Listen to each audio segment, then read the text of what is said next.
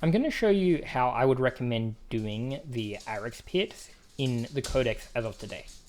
In the future, we're going to have a really nice automated way of doing it, but for now, you'll have to make do with manually using the codex's tools to do the Arixx pits.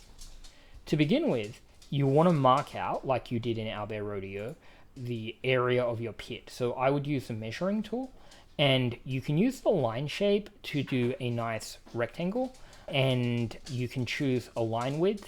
Make sure display to others is turned off so your players won't see it. Make it snap to the corners of the tiles, and you do want it to persist on the map.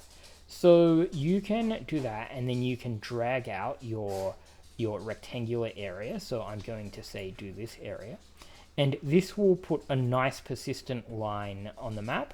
If you want to control this or turn it off, you can go into objects mode and select this little controller over here, say if you need to delete it later. And so now that I've done that, when my player actually steps onto the pit, I'll want to actually use the elevation tool, like you mentioned, to make the pit appear. So you go into the elevation tool, you set the height to an appropriate height, and you draw out the pit.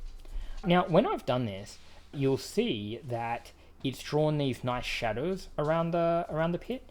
And I'm just going to, like you might want to, once the pit appears, you might want to delete the this outline. So just go into objects mode, select it, and delete it, so that now that the pit has appeared. When you first import your map, it's possible it will be an underground map, meaning that it'll appear like this with no lighting and no shadows. And so that means that the pit is much more difficult to see.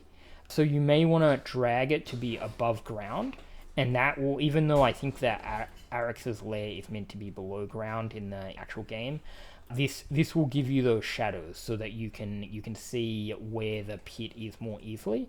You can drag this around to decide on which angle you want the light source to shine, so you can see the pit most easily.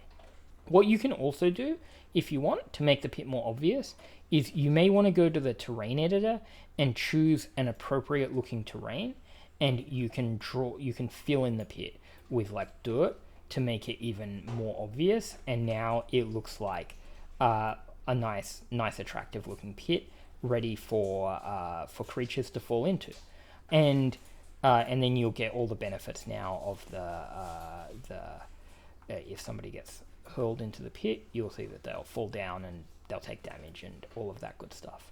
So it takes a tiny bit of manual work that you'll have to do on the fly when you're in the game, but I think if you practice it once or twice, you'll be able to do it really quickly in the session. And yeah, in the future, we're planning to go over the whole Delian Tomb and make sure everything works really well. And when we do that, we'll make sure that there's a much more ordered way to do it. But for today, this is the way that I would recommend.